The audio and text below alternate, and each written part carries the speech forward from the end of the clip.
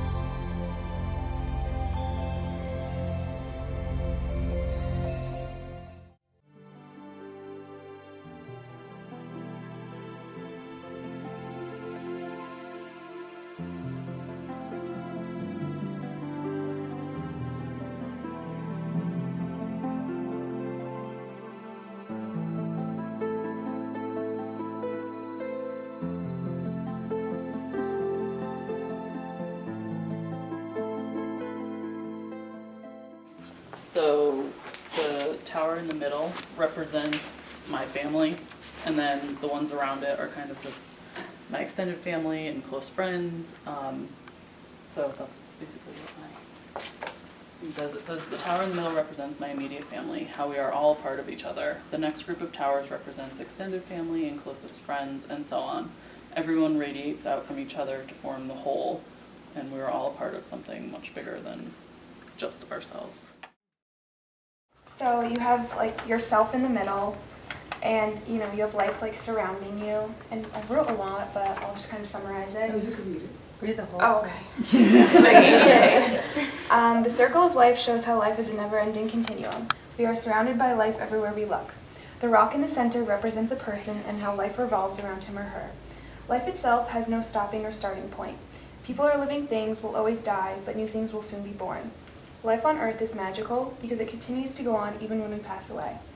The rocks stacked on top of each other represent the highs in life, or the positive memories we all have. Smaller rocks represent the everyday occurrences in life that aren't too special but are still important to the continuing of the cycle of life. In life, we learn to balance the highs and lows, and we come to realize that not every day will be as good or as bad as the next. Life does not adjust to meet the needs of each individual. Instead, it just keeps going. It is our job to conform ourselves to life and make the most of the situations we are presented with. When I did the enclosure, it was more about feeling like peaceful. Right. But I actually found some that were pretty nice, that are bigger, and it made me, kind of inspired me too, like next time I go to Maine, they have all these beautiful beach stones that are big enough. It's the circle of life, and I started off with two rows together, like on the top there, one representing myself, one representing my husband, and then us joining down, kind of symbolizing that we have been together a very long time and we were separate and now we're together.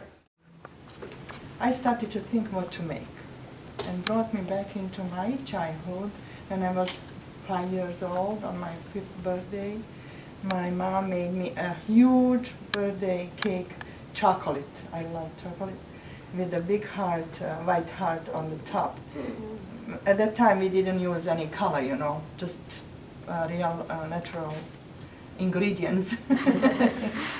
And our friends like to make cakes and sing happy birthday, so, you know.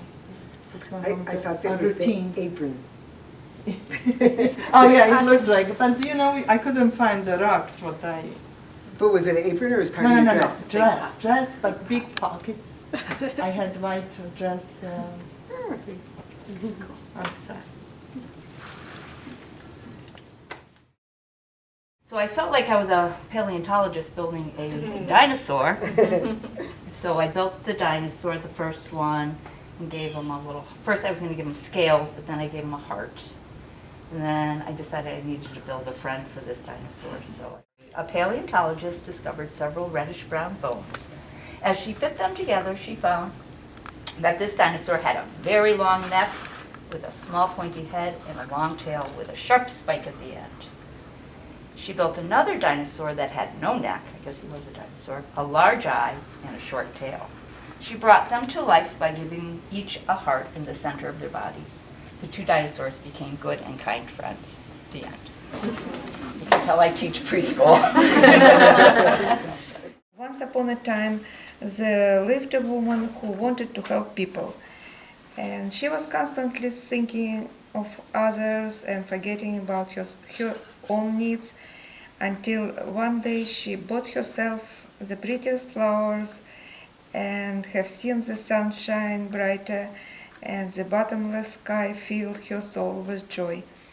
This is my life, and I wanted to be the best I could possibly make it.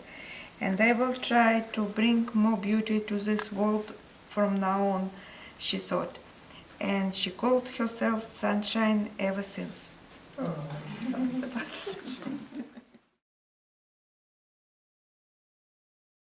I liked it. I was looking at those spiky red ones. I like those. Do we They're have a some little of different. those? We don't. I think we do on the playground. I want some. Those will like probably write on paper too, or like the sidewalk. I liked those.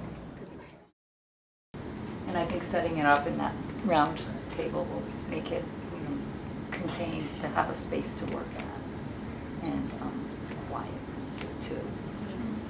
So they can be peaceful and quiet while they're doing it. That sensory experience, but we're incorporating some of those, like the rocks and some of our natural elements that we want to bring into the classroom. Or fake natural. Or fake natural. Yeah. Then we have the toddler room. Yeah. And we've already picked out a spot we're going to dedicate next to the block space, stone building space. And we have some wire baskets, and we put wire baskets and wicker baskets in there because they really like to move things from one thing to another. And so we really wanted them to be down on the floor building. I think it'd be more grounded for our little friends. At least And it's down initially on- in starting it, because right now we're into just pushing off the table. And so then we also have a messy materials area outside that's usually empty because you never know what to put in it. So we're going to make that stone building also for outside.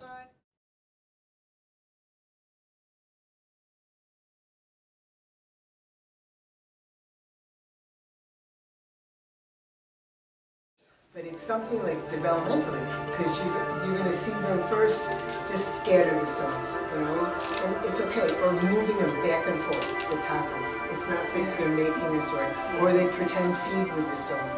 And then what happens, the stories and stuff